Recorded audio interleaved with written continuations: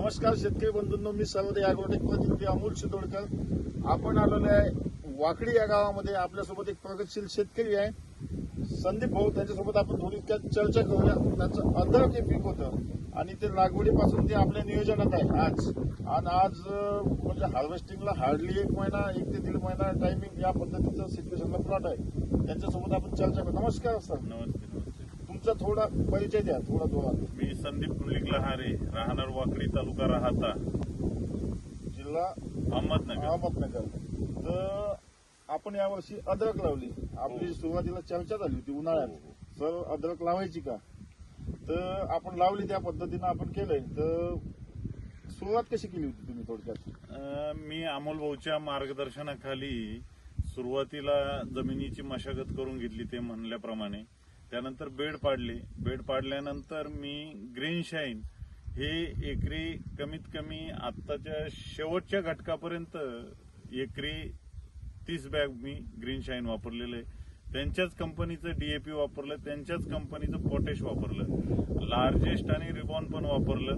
आणि त्यांनी ज्याप्रमाणे गायडन्स केलं आजपर्यंत, त्याप्रमाणे मी हा प्लॉट त्यांच्या मार्गदर्शनाखाली आजपर्यंत त्याचं ठेवलं. चालू आहे. आज कमरेच्या वरचं म्हणजे जवळपास छातीला प्लॉट लागतो जवळपास, म्हणजे एवढी हाईट. आणि ही हाईट आहे आज ही कम्प्लीट हाईट आहे. आणि कण पण एकदम चांगले, म्हणजे चांगली फुगत आहे ते आज. अजून तर आपलं बाकीचे फुगवणीचे फर्टिगेशन चालूच व्हायचं आहे. चालू आहे. म्हणजे अजून फुगवणीचे फर्टिगेशन चालू व्हायचे असून सुद्धा साईजला एकदम सपोर्ट मिळत आहे. आणि ही पहिलीच वेळ होती आपल्या हो, माझी ही पहिलीच वेळ अद्रक करण्याची. आणि मी पूर्ण मार्गदर्शन अमोल भाऊंचं घेतलेलं आहे. त्याच्या व्यतिरिक्त मी कुठलंही मार्गदर्शन घेतलेलं नाही. त्यांच्या मार्गदर्शनाखाली मी हा प्लॉट डेव्हलप केलेला आहे. आणि महत्वाचं, आता इतर पण प्लॉट आहे तुमच्या गावात अद्रकीचे, सडीला भरपूर जणाला फेस करावं लागलं. पण आपल्या प्लॉटमध्ये जर सडीचं प्रमाण म्हटलं तर तुम्हाला किती टक्के दिसतंय? खाली 1%, -1% सडीचं प्रमाण आहे. आणि तुमच्याच गावातल्या जवळपास 100 एकर अद्रक असल्या वाकडीत जवळपास 20%, 10%. बऱ्याच शेतकऱ्यांना सडीचा प्रॉब्लेम आलेला आहे. पण मला एक स्पॉटवरती आला होता. मी त्यानंतर अमोल भाऊंना फोन केला. त्यांच्या मार्गदर्शनाखाली मी सडीवरती पूर्ण नियंत्रण आणलं. त्यांनी मला ज्याप्रमाणे ड्रिंचिंग करायला लावलं त्याप्रमाणे केलं. फार खर्च नाही करायला लावला त्यांनी, खर्च एकदम अल्प.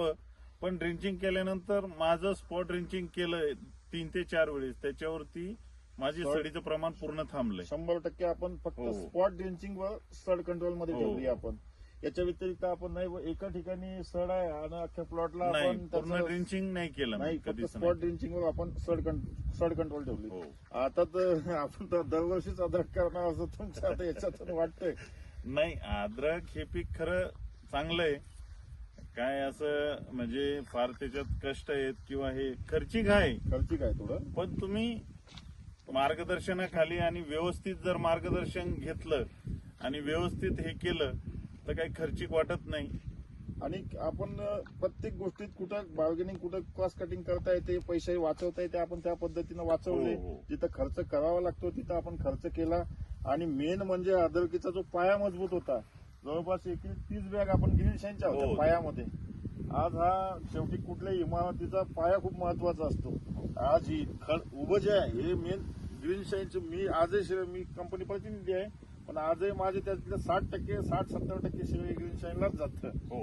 100%. आज म्हणजे हा जो कंद काढलाय याच्यामध्ये असा फरक आहे, वरती पानं पिवळे पडले पण खाली फार ग्रीनरी आहे.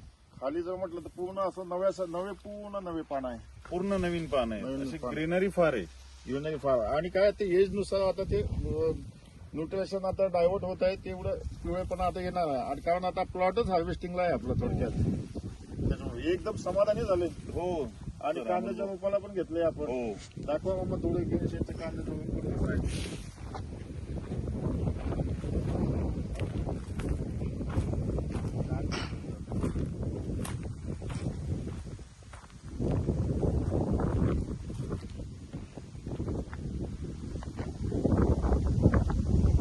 कांद्याचं रोप लय सुपर आलेलं आहे. कांद्याचं रोप आता लागवड करायची आहे ना? लागवडी करता आलेलं आहे. लागवडीचं शेड्यूल देतोय तुम्हाला. त्या पद्धतीने करा. आता लसण लावला की याला टाकून एखादी त्याच्यामुळे काय टाका 8 दिवसात लगेच लक्षात येईल तुमच्या 8-10 दिवसात टाकल्यानंतर